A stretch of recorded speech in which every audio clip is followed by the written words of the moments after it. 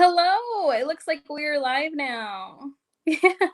So I just want to say hello and welcome to everybody that is joining us for our virtual rally to hashtag end 287Gs Oklahoma and hashtag free them all. My name is Brenda Lozano. I am accompanied today by Amairani Perez. We are both going to introduce ourselves. My pronouns are she, her, hers, they, them, theirs, and I'm currently the executive director for Dream Action Oklahoma in Oklahoma City. So before we begin, I want to thank all of you for taking the time out of your day. I know it's a little rainy.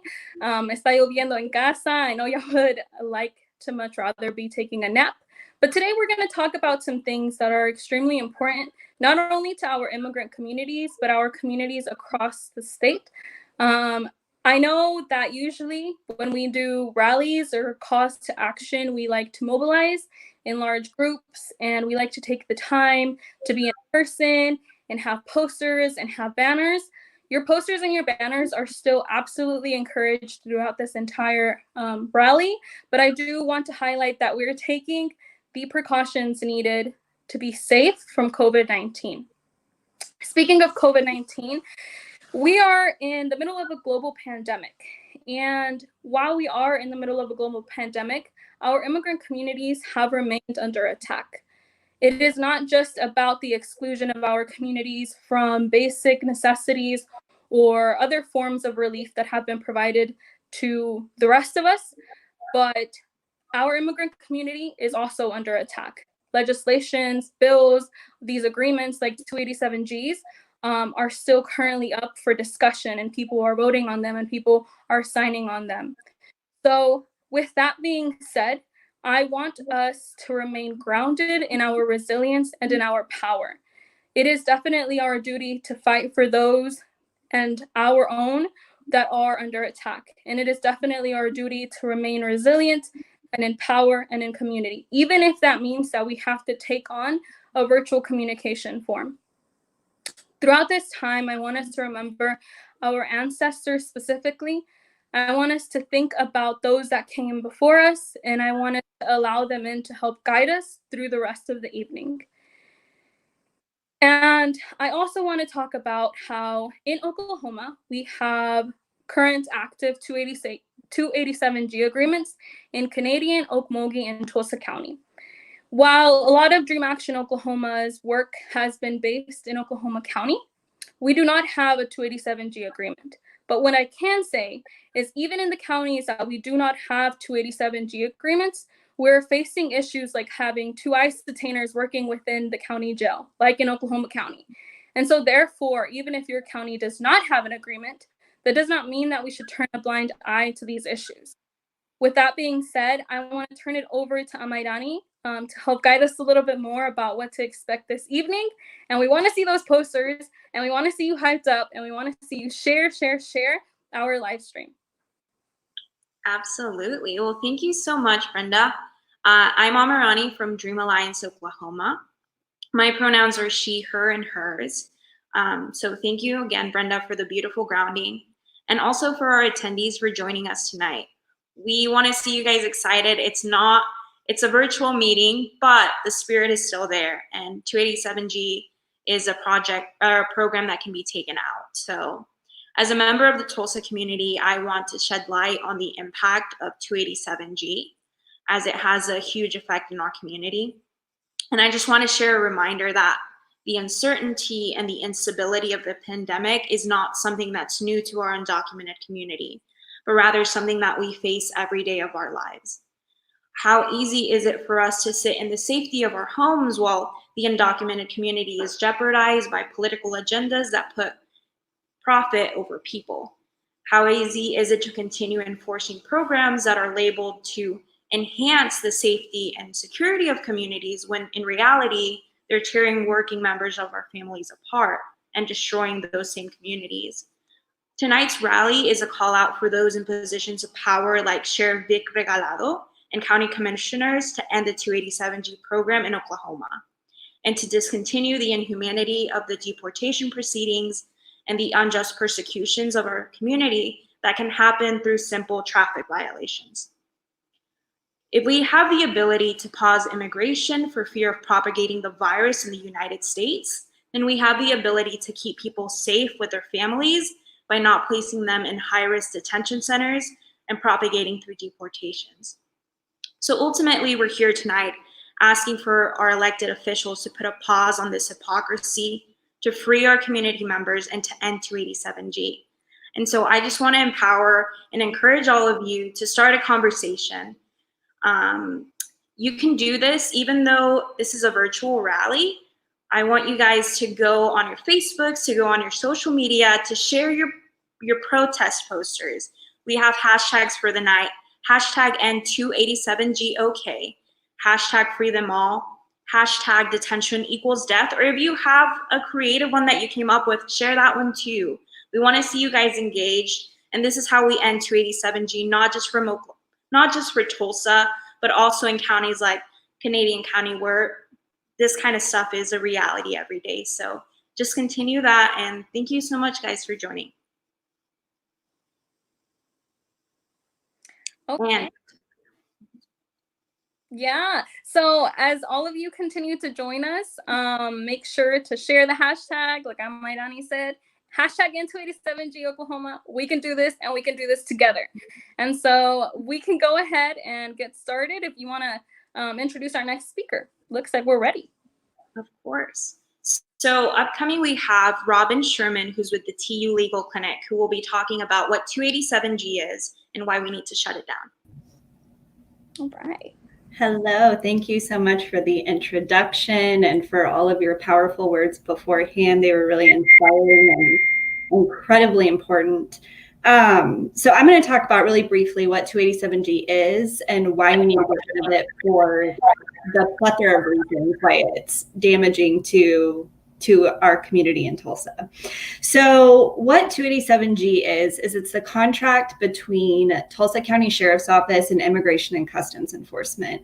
And what that contract allows for is for sheriff's officers to be deputized as ICE officers, meaning that sheriff's officers within the Tulsa County Jail can carry out duties that would normally only be carried out by someone who is an immigration official, someone who works for Immigration and Customs Enforcement. And the result of that is that these sheriff's officers have the ability to screen for immigration status. So when anyone who is checked in or booked in to the Tulsa County Jail, anyone, it doesn't matter why they're booked in, whether it's a felony offense, a misdemeanor offense, or a traffic offense, once they're booked in, these officers who have been deputized under this contract will screen them for immigration status. So if the individual is a non-citizen, meaning that they have any type of visa, legal permanent resident card, or they're undocumented, they're at risk for being placed on an ICE hold. If someone is undocumented and they have no status, they will absolutely be placed on an ICE hold. And the reason for that, not to get too far away from 287G, is our national immigration policy right now. The state of immigration policy is that regardless of someone's criminal history, if you're undocumented and you come under ICE's radar or the federal government immigration enforcement radar, you will be a priority to be placed in removal proceedings. And so the result of that is when someone's booked into the jail for charges that shouldn't have been filed, for charges that are later dropped, for driving without a driver's license, if someone's arrested for that, which it is a arrestable offense, we see people arrested for it all the time. If you are arrested and booked into Tulsa County Jail for any of those reasons, then you are going to be placed on an ICE hold and you will eventually be placed in removal proceedings. So that in and of itself is a significant reason and just a humanitarian reason to get rid of 287G. But there are several others. The first being that there's this misconception that some monetary value is gained from 287G. That's completely not true. I'm a lawyer. I work with a lot of lawyers who have gone through the contract. There's absolutely nothing in the contract that says that the federal government will pay Tulsa County Sheriff's Office for deputizing these officers. Thus, what that means is Tulsa County taxpayers are paying the salaries of these officers to perform federal immigration duties rather than the jobs that they should be performing, their typical job duties. The other impact, of course, is something I've already touched on and what the MCs have already touched on, which is that it targets all of the undocumented people in the community. It makes the undocumented people in the community terrified of police officers, which who wouldn't be? Because anytime you come into contact with a police officer, it increases your chance of being placed in removal proceedings for absolutely no reason. And what it also does is it places this power into the hands of police officers who have the discretion to take someone in and arrest them for an offense or let them go.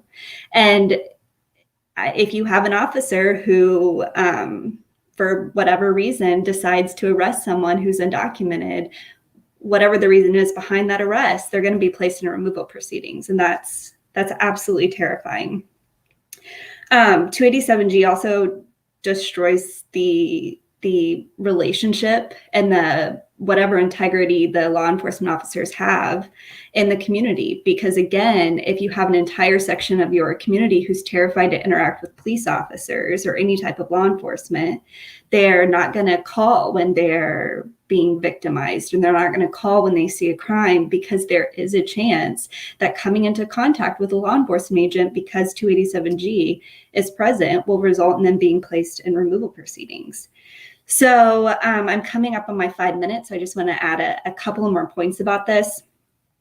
There is no benefit to 287G, primarily because something I've talked about in previous areas where I've had space to talk is that under current state law, anyone who comes into contact with law enforcement will be reported to immigration if they're brought in on charges of a felony or a DUI. So the only thing that 287G does is it closes that gap and ensures that anyone who's brought in on a lesser charge, something less than a DUI, something less than a felony, that they indeed will be placed in removal proceedings as well because of 287G. The last thing I just want to point out is that although this contract is coming up for renewal, it's a really great time to advocate to get rid of this contract because of the humanitarian consequences. There's also financial consequences, which I won't talk about today. But it can actually be ended at any time. The way the contract has previously been written is that it can be canceled by either party at any time, which means just because they renew, or if they renew the contract, it doesn't mean we should stop fighting. They can cancel it at any time. So we should continue this fight. We're not stuck in it for another couple of years unless they significantly change the terms of the contract. So we'll look at that as it comes out. But yeah, so that's 287G and the many reasons why it should be canceled. Yes, absolutely. Thank you, Robin. Snaps.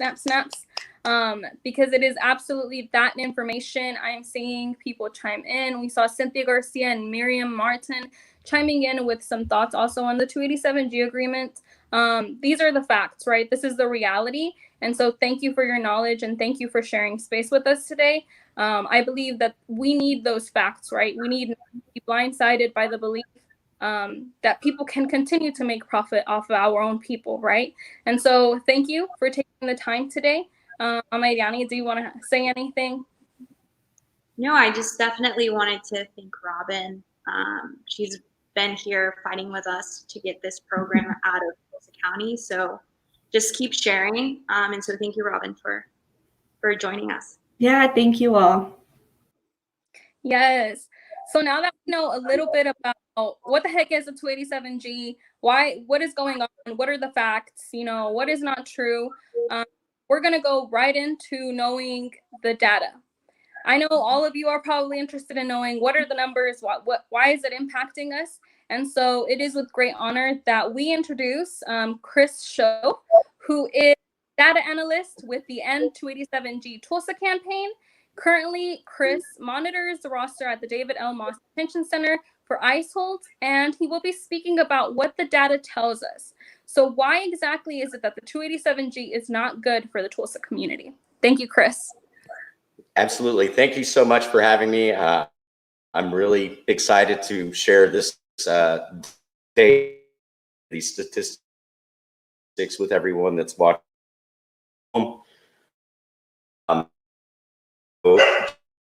Just kind of real brief on why this is so much worse than just is as far as like the financial impact goes for the taxpayers, is that typically when someone's put into jail, like pretrial, usually they're afforded bond. And more often than not, whenever someone is put under a 287G hold, either not ever given to them, or if they do petition for bond, a lot of the times family members will not pay the bond because they already know there's a expectation that they will not be able to get a bond. So they're still going to remain in jail either way. So more often than not, even when a bond is given, family members will not bond the person out, knowing that there's just going to be another bond coming right behind that have to pay. So it's not as though they're actually going to get pulled out of jail and released. So the data set that we're going to today is data that was collected from October 14th of 2018 to October 13th of 2019. Some of what the data tells us, it makes it very clear that there are officers in the field who are being punitive, knowing that Tulsa County Jail has this policy in place. And we can look at that very easily and say this is happening without a doubt. And the reason why is because in the city of Tulsa, if you are arrested like by TPD for a public intox charge, there are 3 different ways that that officer can go about the handling of you. He can take you to the Tulsa Inebriate Center, where you can be linked to basically some kind of a care system for substance use disorder. They can take you to the municipal jail or the very last thing they can do, and probably the most punitive, is to take you to the Tulsa County Jail. Typically, that is reserved only for people who are being extremely problematic whenever they were arrested. But we can tell by the fact that rarely do people get taken to the municipal inebriate center. More often than not, they're booked in at David L. Moss. So that's just one of the ways that we know that they're being punitive. So kind of going and looking at the data. So within that year span of time, we tracked the data, and about 21.2% of the people who were booked in and then subsequently put under an ICE hold actually had their case dismissed, which actually, to break that down even further, out of 316 total detainees, their county cases, 14 of those cases were declined altogether by the state of the prosecution. 40 of those cases were dismissed, and 3 of those, at least 3, we know were in the interest of public justice. And then 13 of those cases were never even filed, which means that the person sat in jail for 7 days at minimum. And finally, after that 7th day, there was no case filing. So they would have otherwise been released, but because they had a 287G hold, they remained. So looking at the numbers also, we can say that out of those who have 287G holds, 54% of those people were arrested by TPD, and then 23% of those people were arrested by the Tulsa County Sheriff's Office. And one of the other things that I want to go back to again, pointing out that, you know, punitive policing in the field, 24% of that 23% that TCSO had, those arrests, 24% made 2 deputies, just 2 deputies. Let's see, about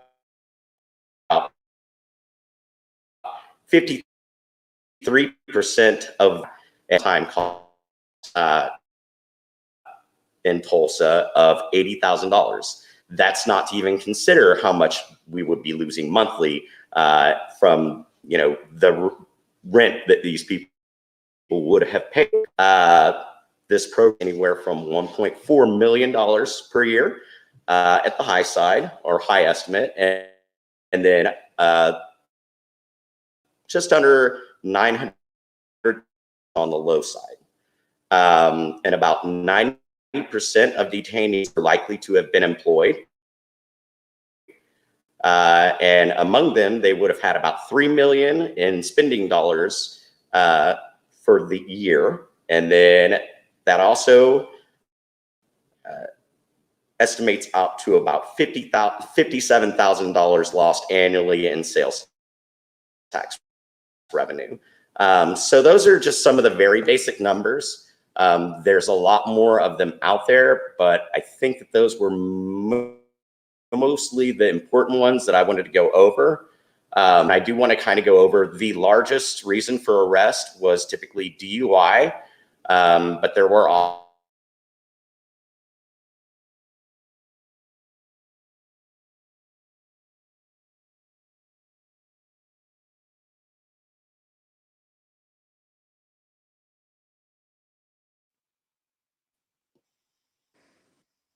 Alrighty. So Chris's connection was a little bit lagging there, but thank you, Chris. I believe we caught the most of that very, very crucial information.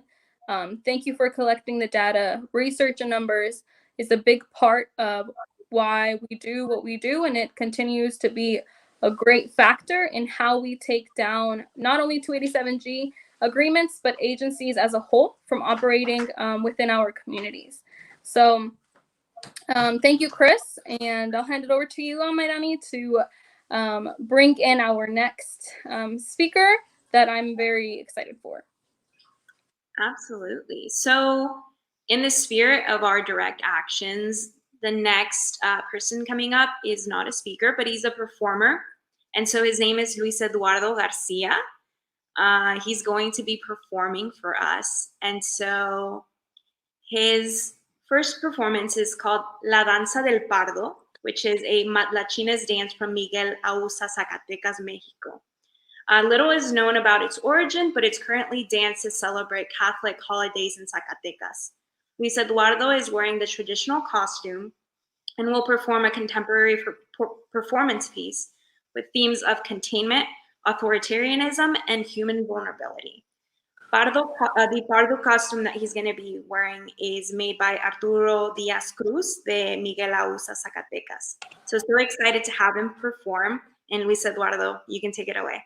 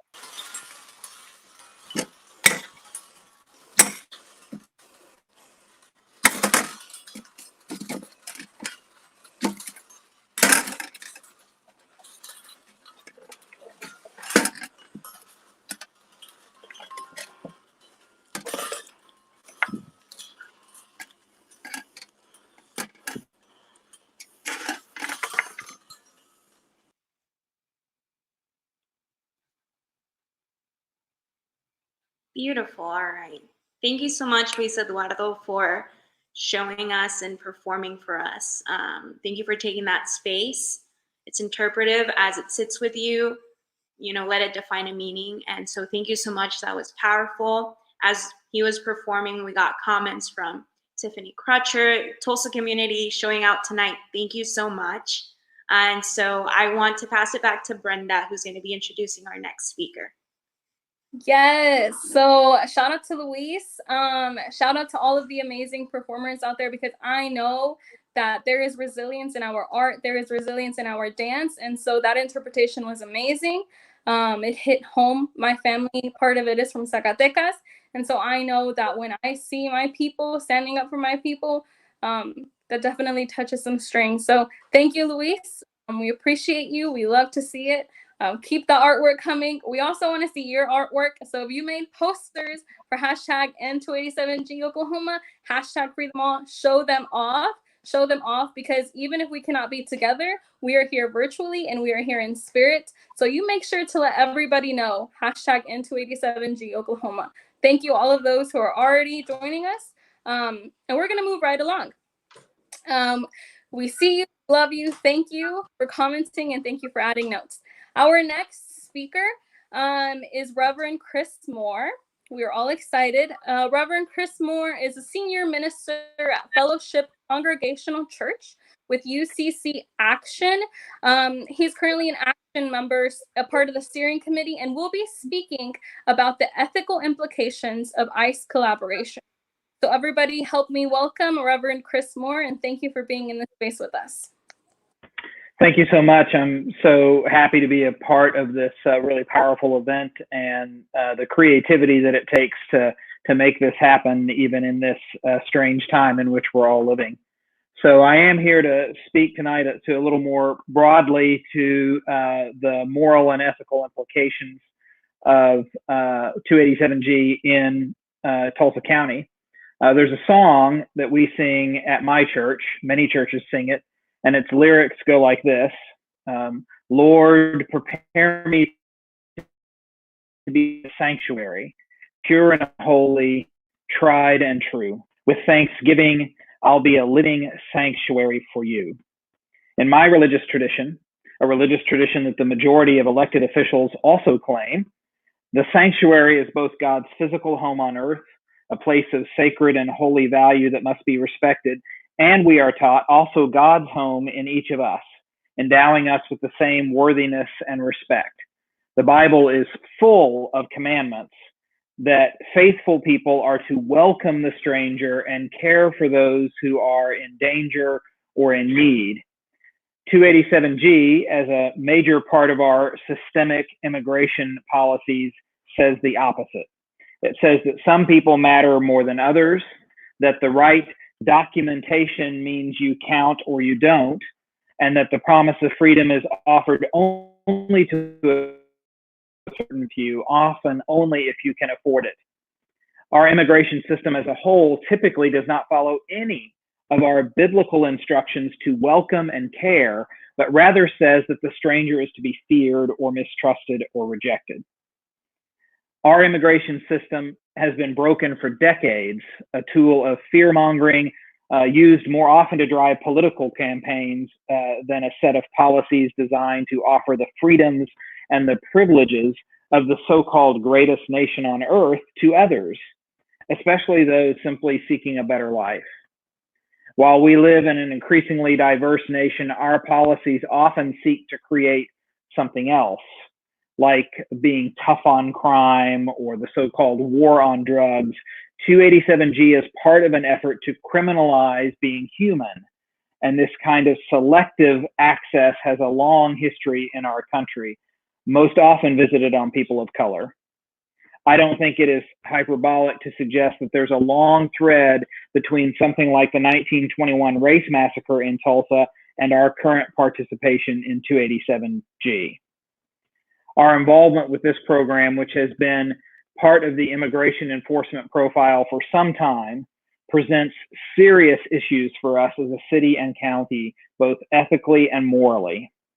As we make the claim that we are a welcoming community, We know that participation with this program, particularly under the kind of enforcement the current federal administration enables, says the exact opposite.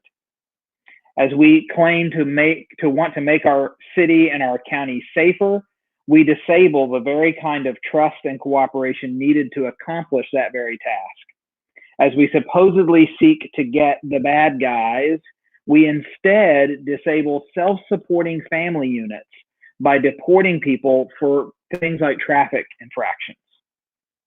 There simply is no moral high ground for supporting a system that clearly and demonstrably enables racial profiling, targets subsections of our community, and tears families apart. It is unjust, immoral, and wrong, and no county or country or state or city that claims to love freedom or seek the dignity of all people should participate. We should end our participation with 287G immediately. Yes, thank you. Thank you so much for sharing, Reverend Chris Moore. Those words are powerful, they are meaningful, and we stand together in spirit and we stand together with the same energy. I know that for a lot of you viewing out there, this is probably the first time that you hear about 287G in such depth. And I just want to take some time to thank all of you that have been watching, that have been commenting, adding some side notes. We appreciate you being in this space. So I also want to remind everybody to share this live stream with the hashtag and the 287G. Okay, we can do this, Oklahoma, and we can do this together.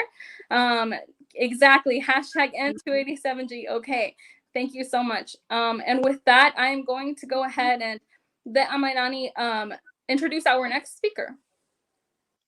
Absolutely. So it's an honor for me to welcome the next speaker. If we're talking about somebody who is a voice for the movement to end 287G here in Tulsa, there's nobody like Linda. So she is the executive director for New Sanctuary Network, and I'm so excited to hear her speak. So you can take it away.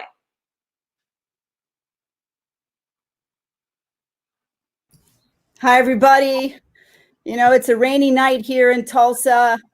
You know, I feel very overwhelmed. My voice is going to crack, so I'm going to say that before I speak. So if you start hearing me trailing out, I'm very emotional at this moment. I know that right now there are a lot of people in detention centers that are protesting too. You know, we're here on the outside protesting and doing our part, but there are people in detention centers right here in Tulsa, right here in Okmulgee and throughout Oklahoma that are also protesting. They're fighting for their lives. They're on hunger strikes. They're doing work stoppages. They're trying to send out, you know, signs on video calls to their friends and their family members to get the word out that they're in danger. They need to be released. They're literally calling for their life, you know, calling out, you know, for their lives. So we need to feel that. We need to know and feel that community and that communion with people in detention centers, you know. So it's not only us protesting, it's the people that are directly affected that are out there as well. And we need to amplify their voices. What I wanted to say tonight, and I was, you know, thinking through, one thing that we're learning under COVID, you know, is how essential immigrant workers are. You know, I think everybody's talking that right now because it's so glaringly obvious. You know, immigrant workers are they're bringing up they're farm workers. You know, they're in meat processing plants and they're in industrial agriculture and they're health workers. They do a lot. They do so much for the economy. They're essential workers. They're frontline workers. They're in healthcare, you know, and I think it's really important to mention that. And this is what to me is so offensive about 287G, that on the one hand, you have a community or you have a group of people who are contributing so much. And yet you have this looming, ominous policy that's there to regulate and it's there to control and it's there to just keep people, in a tight grip and it keeps them in a constant state of deportability. And it's 287G. you know, and that is just such a paradox that we have leaders here in this city that are talking about equity, and they're talking about, you know, making Tulsa an inclusive city, you know, and we had this whole rollout trying to get Tesla to come here, and it's like, come here because we're welcoming, you know, we are a city about equity and inclusion. You know, we have a mayor that rolled out, you know, a new Tulsans initiative to welcome. We even had Governor Stitt it was unpopular, but he said, you know, I want to welcome refugees. So we can't do that on the one hand and then keep 287G, which is what it's doing. And in case you don't understand what 287G, it's a dragnet. It gets the local law enforcement to pull people in the jail. And even if they don't have charges or their charges are dropped, too bad, they're on hold for ICE. And so it's crushing people's lives. It's ruined thousands of lives, you know, and it's just a very offensive, in my opinion. And I feel like we need to speak up. I mean, we run a hotline. There's so many amazing stories that we could share to kind of illustrate, you know, what's happening. I think in particular about Omar. I was really affected about Omar's story. And I worked closely with his wife, Laura, and I hope she's listening in today. But he should not have been deported. That was just outrageous after 7 months. And he leaves behind his kid who was DACA, who had to leave his studies in order to help mom. You know, they had two small twin boys who just still to this day cannot understand why dad's gone, you know, and it's just, I just feel like we need to ramp up our critique of 287G. And so I'm really excited. Tomorrow I'll be going down with Rosa Hernandez. I know you're listening. Rosa Hernandez and I are going to be going down to the Board of County Commissioners at 8:30 tomorrow morning to make one last pitch to see if we can get our county commissioners to do the right thing, and end the contract. For all the reasons that all of us are sharing tonight. So yeah, those are what I wanted to say, and I look forward to listening to the other speakers. And I also wanted to give a special shout out to Jessica Vasquez, who's behind the scenes making all this happen. Thank you, Jessica, for pulling together this powerful event. Thank you all. Thank you so much, Linda. We see you. We love you. That feeling of overwhelmness that everybody's feeling. This is what community is going through right now. So feel that and just use that to empower you to continue fighting with us. We can get 287G out of this community, and all of our representatives that might tune in, I hope that they can feel sort of what we're going through, why it's so important that this is taken out of Tulsa. And so thank you again, Linda. That was powerful, speaking truth to power. And so I want to pass it to Brenda to welcome our next speaker. Yes, thank you so much. And thank you, Linda, for sharing. I know the words and the story that you share are that of which resemble to many, many of us in Oklahoma, and that those are stories that we do not ever feel like they go unnoticed. These are our people. This is our community, and together we're going to fight for a better Oklahoma. And we're not going to take any more bargaining chips, right? We're not going to sit here and wait for the right words, and we're not going to sit here and try to deal halfway in and halfway out. That's not how we're going to work, because we're going to work together. So remember, hashtag N287G Oklahoma. Yes, hashtag N287G Oklahoma and hashtag free them all.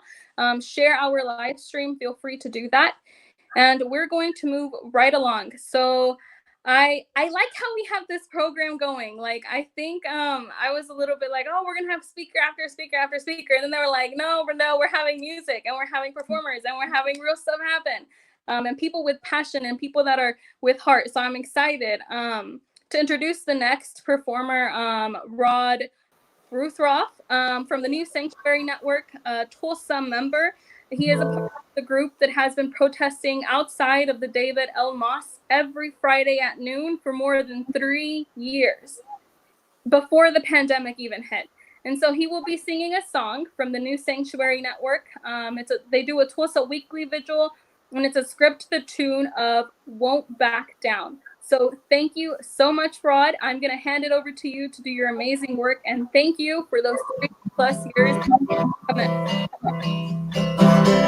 I won't back down. We won't be turned around. When human rights are being trampled to the ground, well, we won't back down.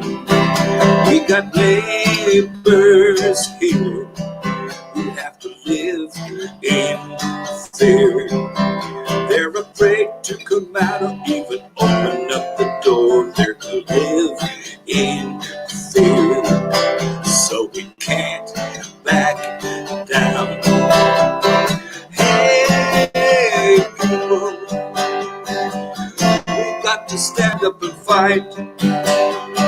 Hey, people, we won't back down. You know we can't back down. Well, we know what's right. We got just one life. When human rights get denied and repressed, you know we can't back down. You know we won't back down. You know we won't back down. Never back down. Yes, Rod. Thank you. Thank you so much for that lively performance. Your music travels through the ears of many this evening. And so we just want to take some time to appreciate you for being with us tonight. I would also like to take some time to also thank Jessica Vasquez, who is behind the scenes and has really, really put all of this together. I joked earlier about how I'm not that tech savvy. Oh, don't shame me. But Jessica literally pulled this together. I would even say in a couple of hours. Magnificent. But yes, thank you, Rod, and thank you, Jessica. And I'm gonna hand it over to my amazing MC to introduce our next speaker. Yeah, once again, echoing on that shout out for Jessica. Incredible. She did put this together overnight. So big kudos to her. So glad that she's sort of the outlet for us to all have this tonight. So thank you to Jessica, to Linda, all of the people behind this. And our next speaker, again, another powerhouse. So excited to have her. She's a deportation defense manager at United We Dream and also works with Dream Act Oklahoma and OKC. So I'm going to hand it off to her. She's going to be talking about why liberation is important and why we need to center it over charges frame. Yeah, thank you, Aramani and Brenda, and everyone that is joining us today. I think one of the most powerful statements that we can make is people who have criminal charges or people who have been put through the criminal system still deserve to stay home with their families and their loved ones. And it's important to make sure that we base our work around that. So I did make this little Stop the Polimigra. And for me, the Polimigra, it's a clear statement on making sure that we as community do not have policing that is doing federal enforcement, such as the ICE and Migra police is doing as an overall. So the reason that is very clear for me on why we need to ensure that ICE is actually separated from our regular policing is that, for one, we know that the enforcement that already occurs in our community is really based on racial profiling and the idea or the narrative around people of color being predators or people of color being the actual threat. And so we want to make sure that as we start talking about immigration, that we make the direct correlation that both systems are really intertwined.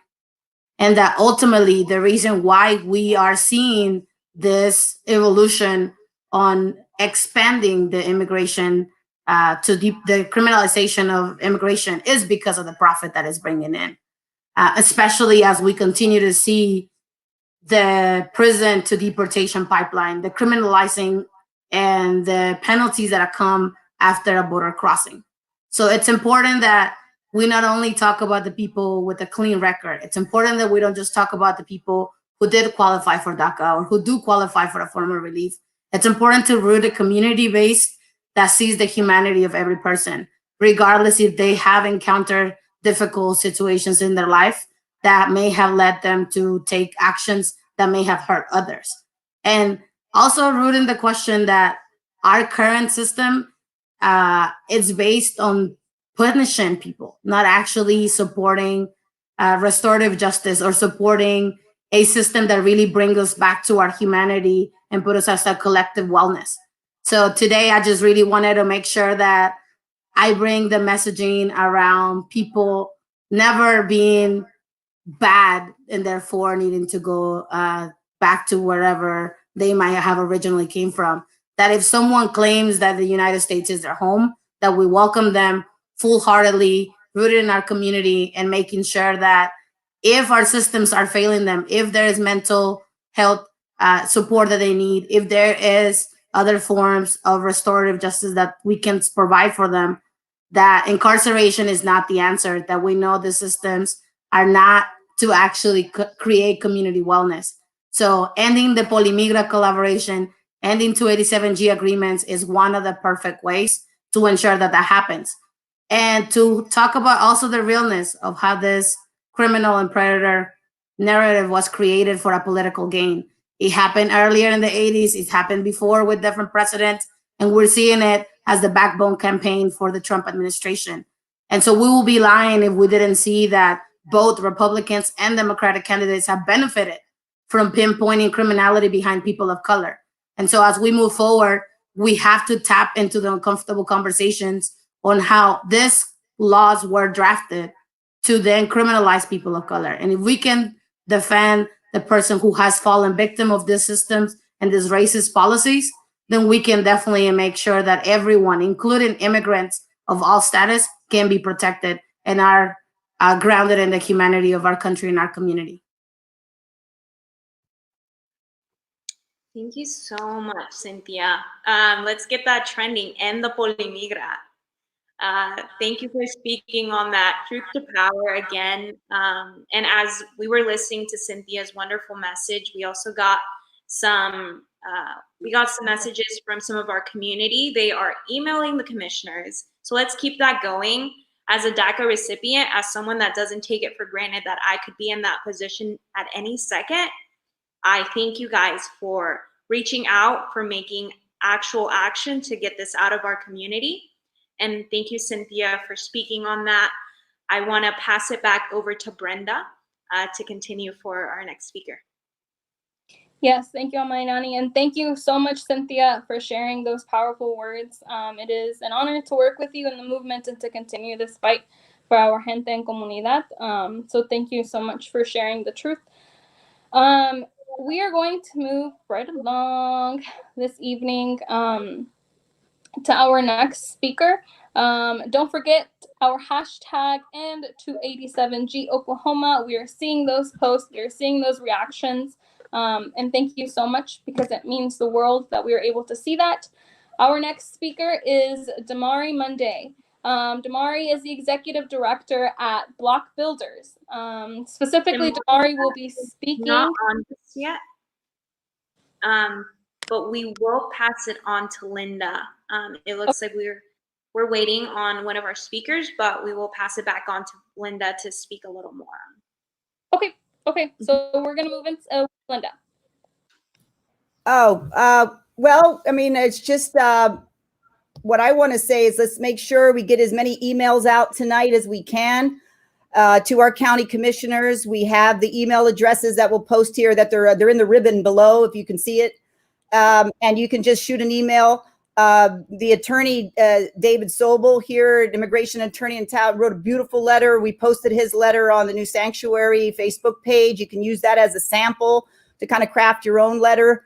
I think that we just all need to collectively raise our voices, but this is a call to action, you know, and we're down to the final hour here.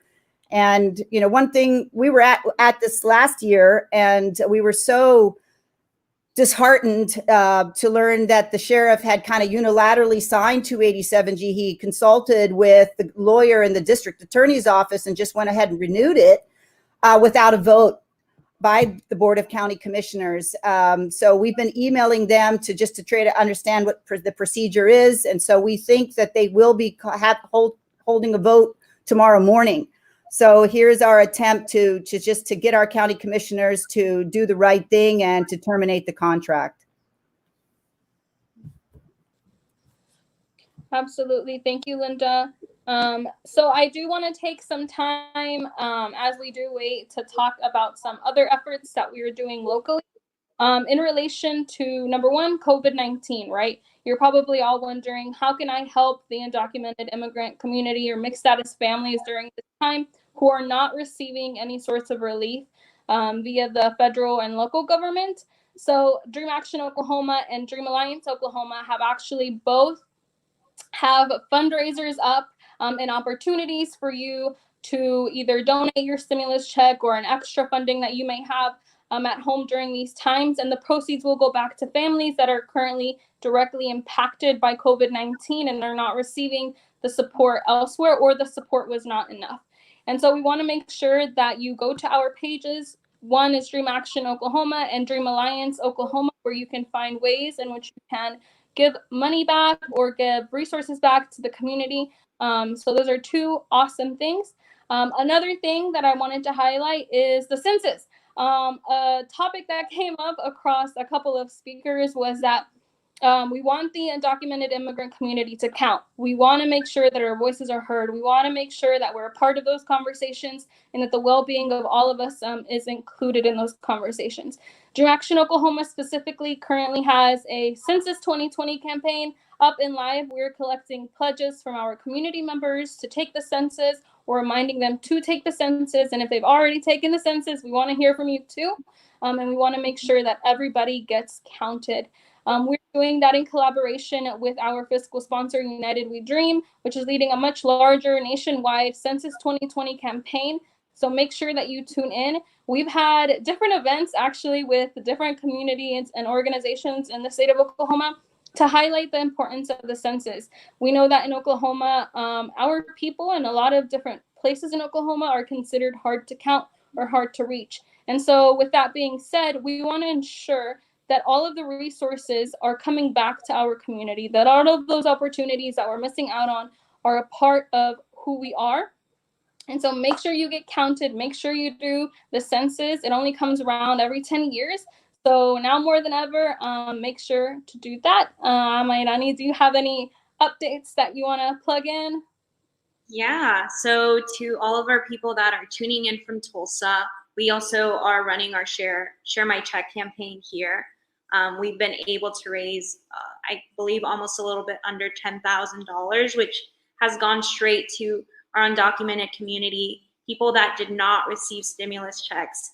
And that's just once again speaking on another injustice in our community. You know, our people giving into the economy, a lot of our community are part of the essential worker sector, and they don't get to receive the same funding. And so they're still having some of those effects of COVID. And so all of those dollars that are being donated are being given straight to families that are needing it for rent assistance, utilities. And so we've been delivering those in our partnerships with Oklahomans for Equality. We've been lucky enough that the community has shown out. And just once again, another push, if you're still getting your stimulus check and you want to donate, it's going to go a long way, especially for our community. And not just with the 287G program, but with everything going on, there are people that are in need right now, and the money goes a long way. So thank you if you have donated. It's doing a lot of impact here for Tulsa and for our community members. And also, if you know of people that need resources, we've had a lot of financial assistance that has come out. So if you own a small business, there's what's called the Mi Gente Fund, and you can actually apply for a zero interest loan here in Tulsa. And so zero interest, you don't have to add anything. And so, yeah, if you're needing more resources, reach out to us, DAOK, if you're in Oklahoma City, Dream Alliance here in Tulsa. We want people to feel like they have someone there, someone to help. And so we just want to reach out to community. So once again, on the census also, we're doing that work. There was a little bit of a question on the citizenship, which scared a lot of our community for a while. And so a lot of our work has just been telling people that it's not a part of it. And so that funding that we get from the census goes directly back into the community. So we want people to keep doing that, to not be afraid. But also we are taking questions at any time. So if you're listening in on the broadcast and you have heard from our speakers, whether that be Robin or Chris, we're inviting all of you to put your questions in the log, and so we will reach out on those. Yes. And I would also like to highlight, well, we can leave it towards the end because it looks like our next speaker is actually ready to join us. So like I was saying, Damari Monday, Executive Director of Block Builders, is going to give us a call for prison abolition, things that we stand for. So thank you so much, Damari Monday, for being on. We're glad that you could join us. Thank you. Thank you for having me. It's my pleasure to be here. Can you all hear me okay? Yeah, you sound great. Okay, thank you. Yes, my pleasure to be here. You know, mass incarceration has impacted our communities for too long. And prison can never be viewed as the solution when it's torn so many families apart. You know, myself, I'm the third generation that I know of. I didn't have a father because my father was in and out of prison. My grandfather went to prison. And so, you know, I went to prison. And so now I'm working to try to keep my children from going to prison.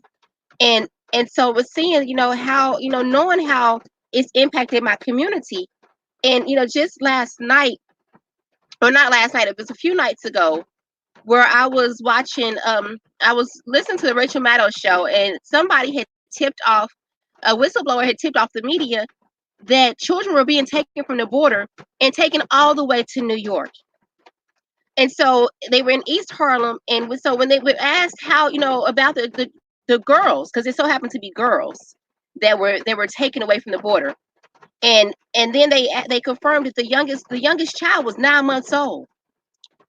How can, you know, how can that possibly be justified as right to take a 9-month-old baby away from their child, and I mean away from their parents, into a foreign land to be with strangers, and you can't help but to wonder what's happening to these children. If the whistleblower hadn't have told, then who would have known, you know, where they were and what they're doing with them? So, you know, that's just only one thing, because there's so many children that are going missing that's not being talked about. And so with that, you know, mass incarceration is destroying our communities, is tearing families apart. And even with immigration workers are essential also. The people that come over here for whatever reason they come over here for, they're coming over here to make a better life. And so from that, we need to transform the judicial system. We need to find a way that we can come together for healing, to say that the old way isn't working for us, and we need a new way. Because there's no way that it could be, it's right, that we could justify it as being right to tear families apart. Black and brown communities are the ones that are most impacted by mass incarceration. And criminalizing immigration, that cannot be justified as right.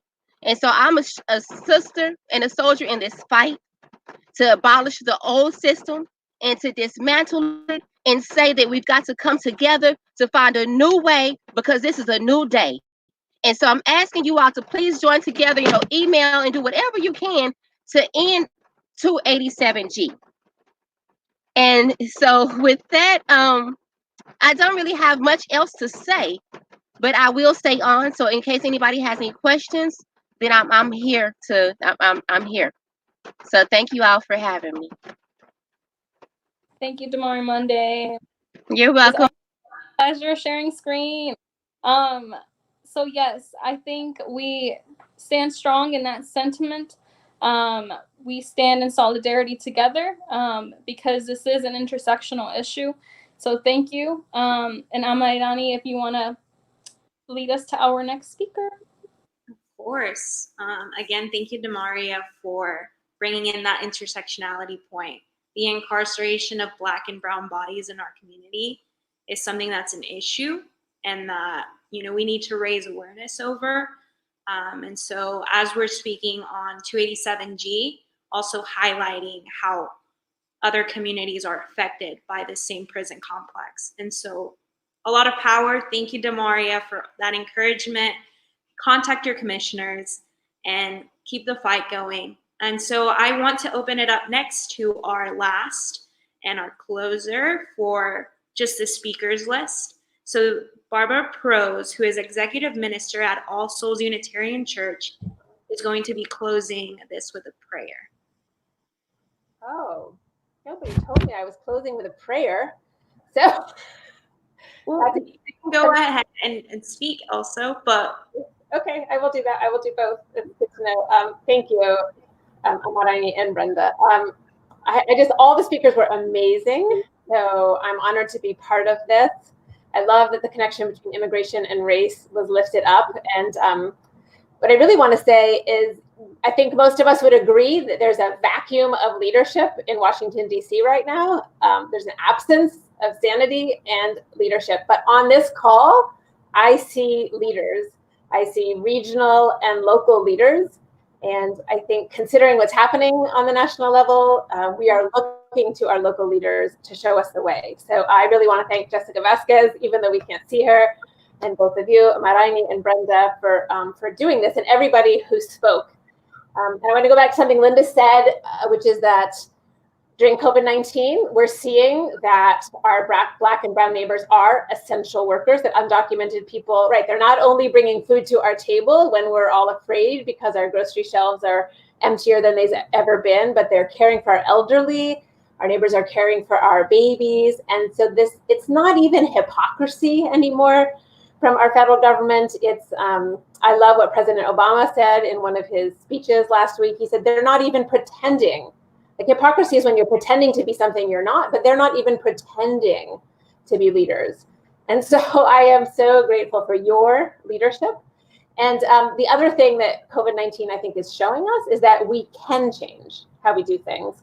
And I totally agree with Damaria, who just said it's time for a new way, it's a new day, and it's time for a new way. And if you just look at the last 2 months, you see that we can do things a different way. And it is time to do things in a different way across the board, in education, in healthcare, in criminal justice, justice systems, prisons, and immigration. So the scriptures are really, really clear. Treat your neighbor as you would yourself. You were once a foreigner. You are a stranger. We're all strangers. We're the ones who can build community. So if everybody would just take a deep breath together and imagine that we're all together, and somehow you can hear each other's breath, and you can hear each other's heartbeats. You can feel your own feet on the earth and the crown of your head reaching for the heavens. And let's breathe in the strength of this moment, the solidarity of this moment, the clarity of this moment. And breathe out the anger and the fear. As we breathe in and breathe out, may we remember our ancestors who came before us and who fought for freedom and justice for us and our children and our grandchildren and our great-great-grandchildren. May we remember that we belong to each other and that none of us are free until all of us are free. And so the fight continues. I don't know if, Linda, you're asking people to show up tomorrow morning at the county commissioners meeting. I hope somebody will say a word about that again, but just thank you for your leadership. Thank you so much, Reverend Barbara. Great to hear from you, and thank you for bringing us back to a form of just mindfulness here, especially with, everything going on. It is overwhelming. Our community is going through a lot, but we are at a point where we can make a real change for Tulsa. So just to keep that momentum going. And so if everybody would just go ahead and start asking questions if you have them. We're about to go into our Q&A portion. And so I want to pass it off to Brenda, who's just going to be leading us through that. Yes. So thank you so much to everybody who spoke today, to everybody who was viewing, to everybody who did hashtag N287GOK, because we can do this. And so just thank you for sharing space with me, Maidani, and it's always a pleasure. I want to give us some time to collect some questions, maybe thoughts, or if you have any lingering concerns, you want to hear from another one of our speakers, make sure to type it in. Let us know what your questions are. While we wait on those questions, we can go ahead and re-highlight actionable steps that you can take in relation to the 287G agreement in the 3 counties that they do exist in specifically. Want to do a call to action to ask all of you viewing to share your protests. We want to see those hashtags in 287G Oklahoma, hashtag free them all, hashtag detention equals death, or any other creative hashtags or posters that you have, because that matters, right? We need to see that visual representation. We need to make sure that those who are going to be at the forefront of making that decision tomorrow and for the future, right, and for times to come, they need to see that we are showing out and that we care about ending the 287G agreements in our state. So any questions?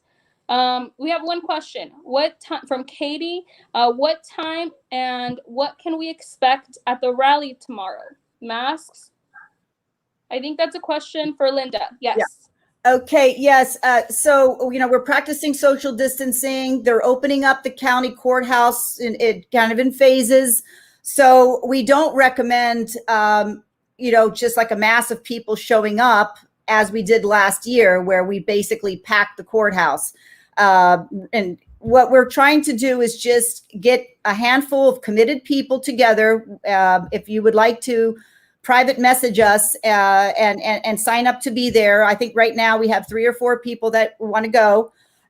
Rosa Hernandez and myself will be there. And we're just asking you to please wear your mask.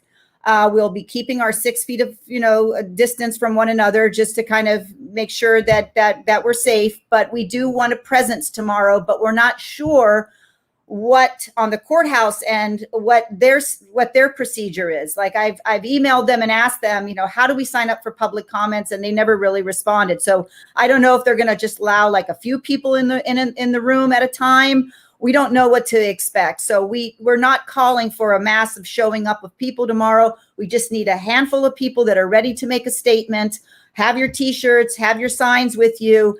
The best thing that this group can do tonight, and the reason why we called the rally tonight, is to everybody to email the commissioners, so that when they, log on in the morning, they can get a barrage of emails in the tagline. You want to say N287G, so that they can see the opposition that we have to this agreement.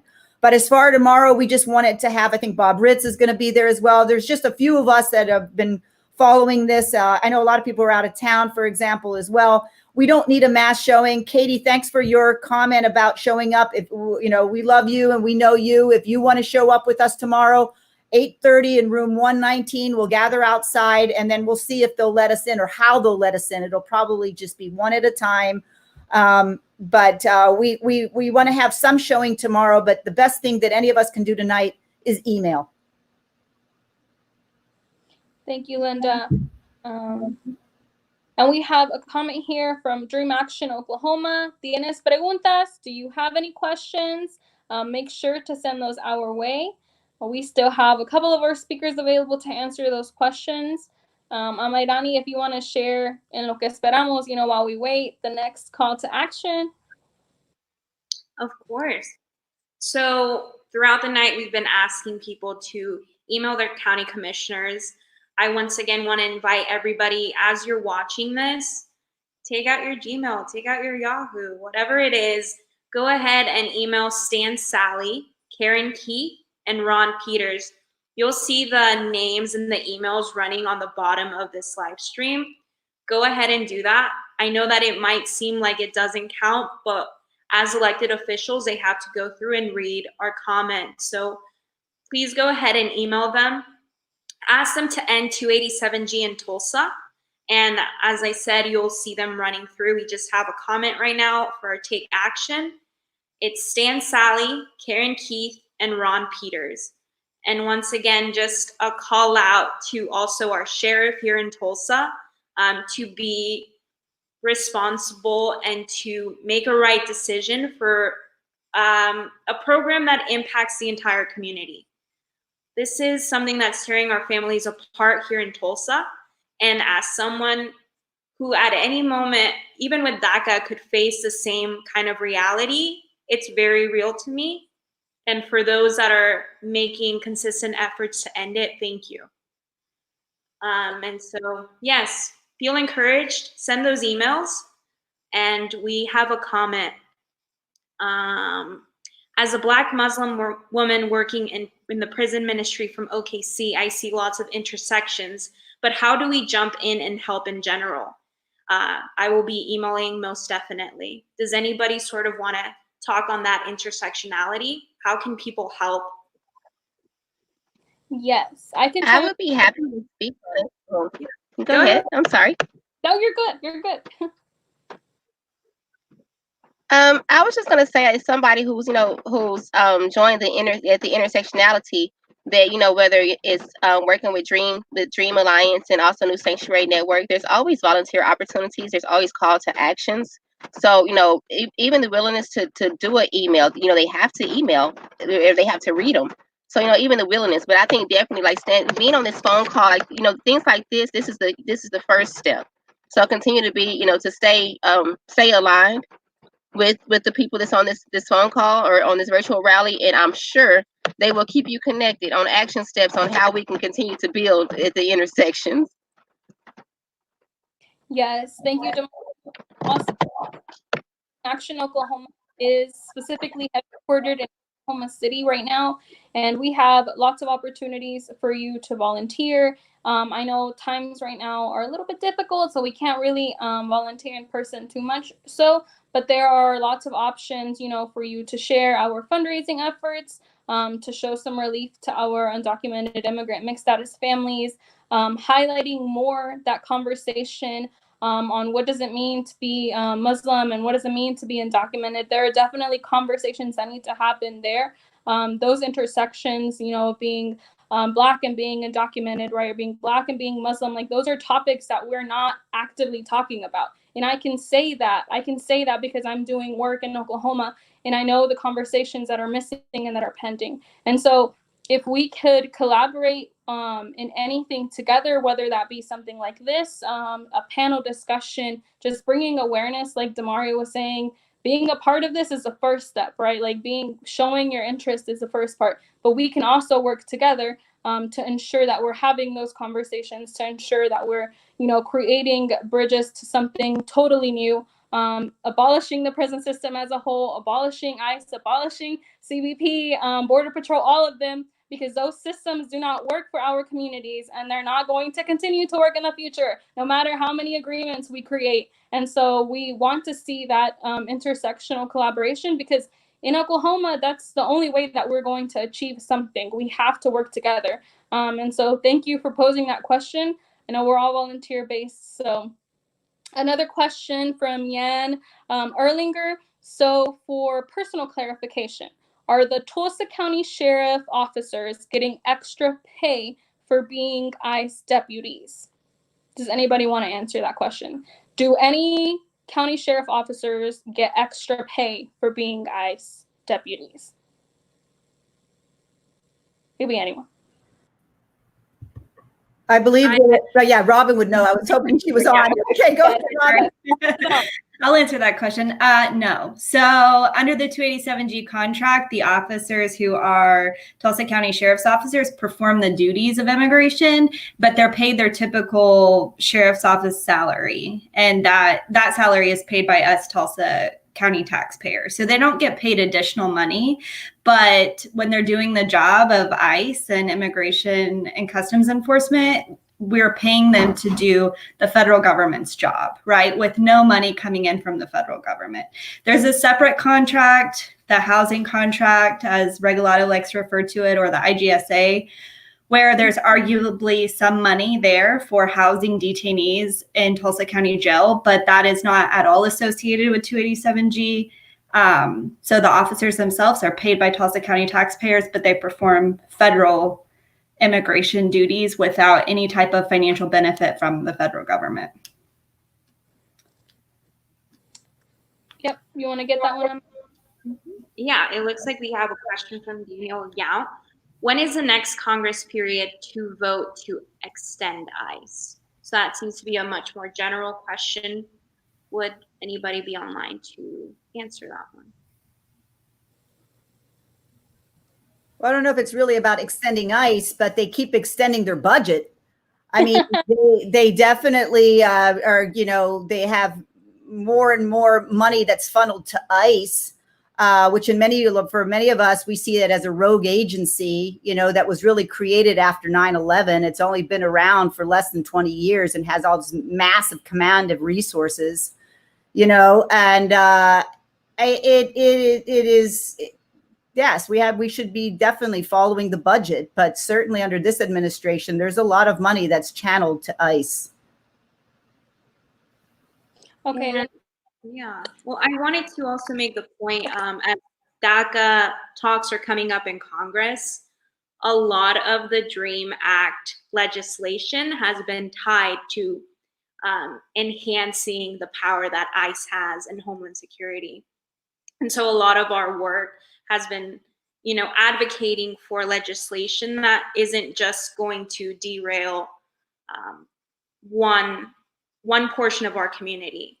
So all, as they like to refer to us as dreamers, and this good immigrant versus bad immigrant narrative, just a reminder that it's for the entire community. So even when legislation is coming out, to be mindful of who it's really impacting, how ICE and Homeland Security can gain more power, and to just keep that in check. And I believe that Cynthia had something to say as well on that, so I'll pass it to her.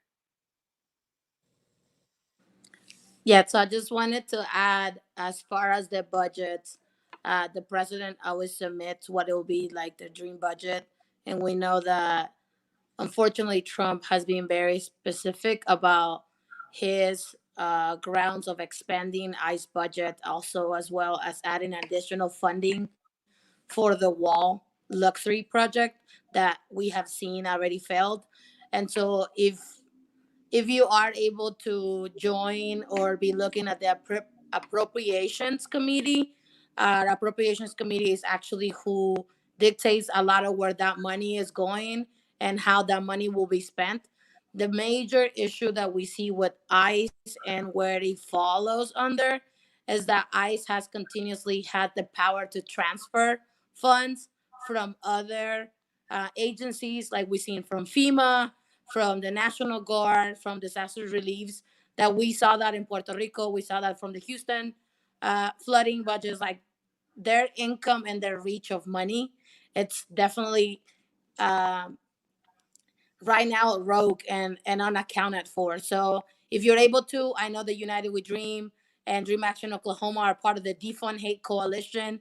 You can join that coalition as an organization through the Tension Watch Network. Defund Hate, I know that shirt, Brenda.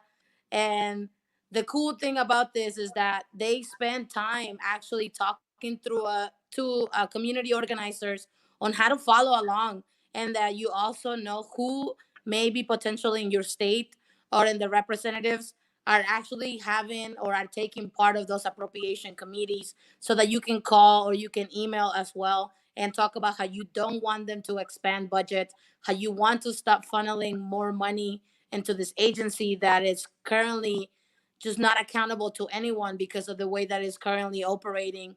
And lastly, I would say that yes, the DACA decision is on the come up. We have until the end of June to get an actual final decision for the Supreme Court.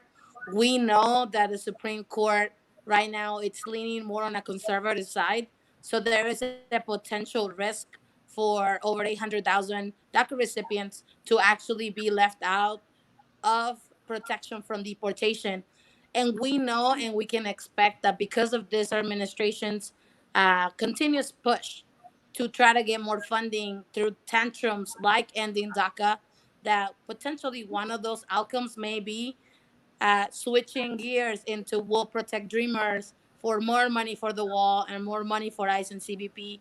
And from a DACA recipient, I can tell you that that will not be one of the talking points that we will support, because we understand that at the large scale, more money for these agencies means more deportation and more of our community members at risk. And we know that we saw just currently how poorly this agency is handling the outbreaks on COVID-19 in their detention centers. We saw judges actually call out ICE for the way that they're handling the deaths that are happening because of the outbreaks and the conditions that they are setting up for people. And so if you want to continue to follow along, the DACA decision is going to be step one. Make sure that you don't fall for the trap of more money for ICE and CBP and exchange of protection. We know that the moment we give into that bargaining chip, that we're putting other community members who may not be as privileged as us as DACA recipients to be protected from deportation. And at the end, this is not 2012 anymore. We're not asking for crumbs. We're not asking for 800,000.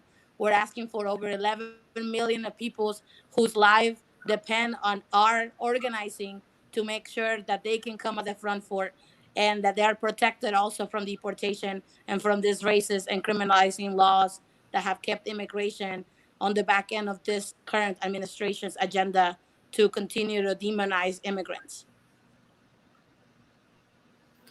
Just to add to what Cynthia is saying regarding ICE, and to possibly clarify Daniel's question, and I see your thread, Daniel, you're asking other questions about ICE. I mean, I think one of the things about why we really need to pay attention that I think is pretty ominous about the way ICE operates under the Trump administration is that they're always in a perpetual state of acting chair. In other words, when someone gets nominated to be the head of a department, they have to be properly vetted by the Senate. But that what's happening now is they fired the head and they put in an acting person in charge in the meantime, prior to them getting confirmed by the Senate. And in their period of being an acting chair, they get to do a lot of stuff because, but they haven't been properly vetted. So that's just another illustration of what we mean by a rogue agency, and we need to really be paying attention. It's highly undemocratic. Thank you, Linda, and thank you, Cynthia. And again, si tienes preguntas, do you have any questions? Drop them. We have speakers ready to answer those questions. Does anybody have any other remarks that they would like to add as we wait for maybe one more question? I would just say for folks that are just tuning in, one quick step to join these conversations is one, continue to follow all the hosts of this amazing virtual rally. Make sure that you're joining the actions, whether it's virtually, through email, phone banking, whatever it is that you're able to do. Another item that I will add into this virtual rally is know your rights information. So much of our people, regardless of immigration status, feel like they have to comply with everything law enforcement says. And unfortunately, we know that policing has been rooted into demonizing people of color. And so we can't just leave that behind and not address that. Regardless of immigration status, you have rights, that you figure out what is the best way to get it out to your community, right? Make sure that you're putting it at the bottom of your text messages when you're messaging community, like click on this link. I know United We Dream has a whole page of COVID-19 resources alongside with our Know Your Rights page that yours truly gets to work on consistently to update and make sure that we are reaching out to our community. Para las personas en español, yo sé que muchos de estos lugares normalmente no se hacen accesibles para nuestra comunidad, pero es importante que siendo la comunidad directamente impactada, usted sepa que usted tiene derechos sin importar su estatus migratorio, que sabemos que la policía y otras fuerzas que están aplicando la ley pueden crear tensión por las preguntas que hacen de ciudadanía y que aún así, aunque sea una persona que usted crea que usted tiene que contestar, sabiendo sus derechos, usted puede contestar de una manera que se proteja a usted mismo y proteja a su familia. Así es de que asegúrese que siga las páginas de Dream Action Oklahoma, Dream Alliance, Sanctuary Network, United with Dream, donde tenemos también la página de Conoce tu Poder, Conoce tus Derechos, y no importa cuál sea su estatus migratorio, usted tiene derechos y tiene su responsabilidad también de compartirlo con el resto de la comunidad para que todos estemos informados. Muchas gracias, Cintia. Para nuestra comunidad también que habla español y quiere participar, estamos invitando a todos a que manden correos electrónicos a nuestros comisarios. Van a ver sus correos electrónicos acá abajo en las líneas. Ellos son Sallee, kkeith y rpeters. Ellos ahorita van a tomar la decisión si el contrato de 2800G sigue aquí en Tulsa, así que una invitación para que les manden un email y les piden que paren el programa con un simple N287G en Tulsa. Eso manda un mensaje que como comunidad estamos unidos para parar este programa porque afecta a nuestra comunidad y está destruyendo a nuestras familias aquí. Así que muchas gracias si están aquí escuchándonos y so yes, thank you. Once again, our speakers, it looks like that's it on our questions. But we want to continue to encourage you guys to send them out. We have New Sanctuary here, Dream Action Oklahoma, Dream Alliance Oklahoma. We're always open to questions and we will direct you to somebody who can answer them. If you know of things that are happening here in Oklahoma that needs to be brought to light, let us know. And so, yeah, once again, with Cynthia and the Polimigra, let's get that trending.